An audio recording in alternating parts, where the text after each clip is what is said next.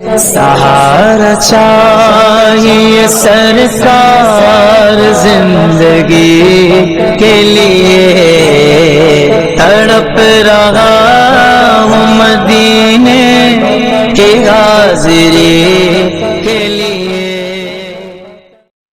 السلام علیکم ورحمۃ اللہ وبرکاتہ۔ پھر میں ایک بار آپ کے سامنے حاضر خدمت ہوا ہوں۔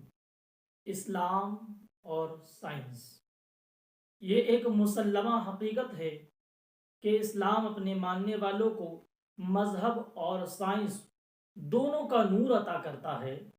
اس لیے یہ کہنا غلط نہ ہوگا کہ اسلام دنیا کا سب سے زیادہ ترقی والا مذہب ہے، جو نہ صرف قدم قدم پر سائنسی علوم کے ساتھ چلتا نظر آتا ہے، بلکہ تحقیق اور جستجو کے راہوں میں سائنسی ذہن کو ہر مشکلات راہ میں رہنمائی بھی کرتا نظر آتا ہے۔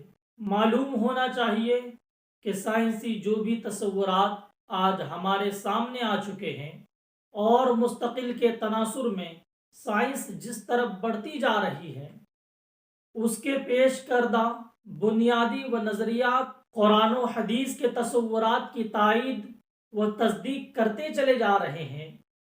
جو سائنس ترقی کرتی جا رہی ہے، اسلام کی حقانیت، اسلام کی صداقت ظاہر ہوتی چلی جا رہی ہے۔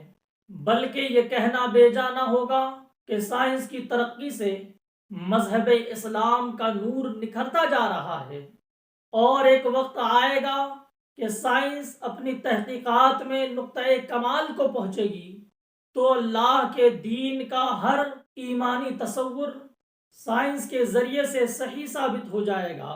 قرآن مجید اور سائنس کا مطالعہ کرنے سے معلوم ہوتا ہے، سائنس کے بے شمار نظریات قرآن و حدیث کے مطابق نظر آتے ہیں۔ سرکار دو عالم صلی اللہ تعالی علیہ وسلم کی ولادت بسعادت کی تاریخ سے انسانیت میں علم و فن، فکر و فلسفہ، سائنس و ٹیکنالوجی اور ثقافت کے نئے اسالیب کا آغاز ہوا، اور دنیا علمی و ثقافتی حوالے سے ایک نئے دور میں داخل ہوئی۔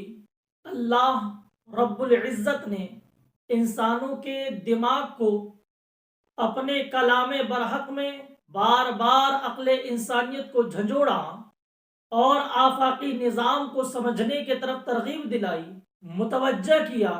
پیارے آقا صلی اللہ تعالی علیہ وسلم کے اس احسان کا بدلہ انسان رہتی دنیا تک نہیں چکا سکتا۔ حقیقت تو یہ ہے کہ آج تک دنیا میں جس قدر علمی، فکری، ثقافی اور سائنسی ترقی ہوئی ہے یا رہتی دنیا تک ہوگی، دین اسلام کے انقلاب آفرین پیغام کا نتیجہ ہے، جس کے ذریعے سے علم و فکر، تہذیب اور تمدن اور تحقیق اور جستجو کے نئے دروازے کھلے۔ پیارے آقا صلی اللہ تعالی علیہ وسلم کی ولادت بسعادت سے پہلے علم اور فلسفہ اور سائنسی ترقی کا جو بھی معیار تھا، اس کی بنیاد سقراط، افلاطون اور ارسطو کے دیے ہوئے نظریات پر تھی۔ حضور صلی اللہ تعالی علیہ وسلم کی ولادت سے قبل یونان اور اسکندریہ کی سرزمین علم کی سرپرستی کیا کرتی تھی۔ ان مختصر خطوں کے علاوہ پوری دنیا جہالت کے اندھیرے میں ڈوبی ہوئی تھی، اور سرزمین عرب کا بھی یہی حال تھا کہ اپنی جہالت پر وہ ناز کیا کرتے تھے۔ قدیم یونان اور اسکندریہ اور روما یعنی اٹلی میں علم و فن، تہذیب و تمدن کی ترقی کا فائدہ اہل عرب کو اس لیے نہیں تھا کیونکہ ان لوگوں کی زبانیں الگ تھی، عرب کی زبان الگ تھی۔ اس لیے قدیم یونان اور اسکندریہ اور روما یعنی جسے اٹلی کہتے ہیں، وہاں پہ علم موجود تھا، لیکن اس کا فائدہ اہل عرب کو نہیں ہو پاتا تھا کیونکہ ان کی زبان الگ تھی اور ان کی زبان الگ تھی۔ ایسی حالت میں قرآن مجید کی پہلی آیت طبیات، الہیات اور اخلاقیات، فلسفہ اور سائنس کا پیغام لے کر نازل ہوئی۔ حضور صلی اللہ تعالی علیہ وسلم نے اپنی ظاہری حیات طیبہ میں علم و فن کی ایسی سرپرستی فرمائی ہے کہ اپنے جہالت پر فخر کرنے والی قوم تھوڑے ہی عرصے میں پوری دنیا کے علوم و فنون کی پیشوا بن گئی۔ مشرق سے مغرب تک علم و اخلاق، فلسفہ و سائنس کی روشنی پھیلنے لگی۔ وہ عرب قوم جسے علم اور سائنس کی راہ پر ڈالنے کے لیے پیارے آقا صلی اللہ تعالی علیہ وسلم نے غزوہ بدر کے کافر قیدیوں کے لیے 4000 درہم زیر فدیہ کی خطیر رقم چھوڑتے ہوئے 10 مسلمانوں کے بچوں کو پڑھانے کا فدیہ مقرر کر دیا، جس کا فائدہ یہ ہوا کہ کچھ ہی صدیوں کے اندر پورے دنیائے انسانیت کے معلم بن کے ابھرے۔ ابن ہوقل نے بیان کیا ہے قرون وسطیٰ میں اسلامی اور عرب دنیا میں سسلی جیسے ایک چھوٹے سے شہر میں 600 پرائمری اسکول موجود تھے، اور ان کی وسعت کا یہ عالم تھا۔ ابو القاسم بلخی کی روایت کے مطابق 3000 طلبہ کرام صرف ان کے اپنے انسٹیٹیوٹ میں زیر تعلیم تھے۔ اسی طرح سے دمشق، حلب اور بغداد، مصر، بیت المقدس، بعلبک، قرطبہ، نیشاپور اور خراسان وغیرہ کے شہروں میں بھی اسکول، کالجز اور یونیورسٹیاں موجود تھی۔ جامعہ نظامیہ بغداد جو 5ویں صدی سے لے کر 9ویں صدی تک دنیا اسلام کی عظیم ترین یونیورسٹی تھی، اس میں ریگولر طلبہ کی تعداد 6000 رہا کرتی تھی۔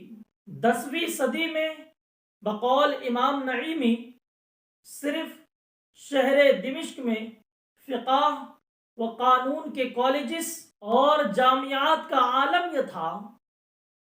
63 تعلیمی ادارے فقہ شافعی کے تھے، 52 فقہ حنفی کے اور 11 فقہ حنبلی کے اور 4 فقہ مالکی کے دمشق کی سرزمین پر موجود تھے۔ اس کے علاوہ علم طب یعنی میڈیکل سائنس کے اسکول اور کالجز الگ سے موجود تھے۔ امام ابن کثیر تاریخ میں اپنی کتاب البدایہ و نہایہ کے ضمن میں لکھتے ہیں، اس سال مدرسہ مستنصریہ کی تعمیر مکمل ہوئی، جو اس وقت قانون یعنی لاء کی سب سے بڑی درسگاہ تھی۔ 62 ماہرین فقہ و قانون کے اس درسگاہ میں درس و تدریس دیا کرتے تھے۔ اسلامی تاریخ کا سب سے پہلا باقاعدہ اسپتال خلیفہ ولید بن عبد الملک 86 تا 96 کے زمانے میں پہلی صدی ہجری میں ہی تعمیر کیا گیا۔ دمشق میں ان میں سے بعض اسپتالوں کے ساتھ ساتھ کالج موجود تھے، جہاں پوری دنیا کے طلبہ میڈیکل سائنس کی تعلیم حاصل کیا کرتے تھے۔ دمشق کا مشہور نوری ہاسپٹل اور مصر کے ابن طولون ہاسپٹل اس سلسلے میں نمایاں مقام رکھتے تھے۔ اس سلسلے میں نمایاں مقام تھا۔ ابن طولون میڈیکل کالج میں اتنی عظیم لائبریری موجود تھی جو صرف میڈیکل سائنس پر ہی 1,00,000 سے زائد کتابوں پر مشتمل تھی۔ بغداد کا ازدی ہاسپٹل ہجری 371 میں تعمیر ہوا۔ اس طرح سے قدیم زمانے سے ہی دمشق اور مشق اور دیگر علاقوں میں اسلامی کالج موجود تھے۔ وہاں پر لائبریریاں موجود تھی جہاں پر دنیا کے تمام طلباء حاضر ہو کر وہاں سے علم سیکھا کرتے تھے، میڈیکل سائنس سیکھا کرتے تھے اور دیگر علوم بھی سیکھا کرتے تھے۔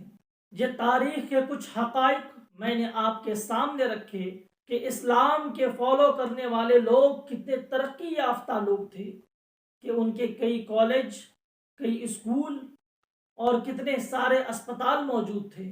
میرے چینل کے ناظرین، انشاءاللہ تعالی آنے والے ایپیسوڈ میں اسلامی سائنسدانوں کے کچھ کارنامے میں آپ کے سامنے رکھوں گا کہ کتنے سال پہلے ہی اسلام کے ماننے والوں نے اس چیز کو ظاہر کیا اور اس چیز کو بتایا کہ دنیا آج اس چیز تک پہنچی ہے، اور اسلام کے ماننے والے کئی سو سال پہلے ہی اس چیز تک پہنچ گئے اور لوگوں کے سامنے اس چیز کو اجاگر کیا۔ وما علینا الا البلاغ۔ السلام علیکم۔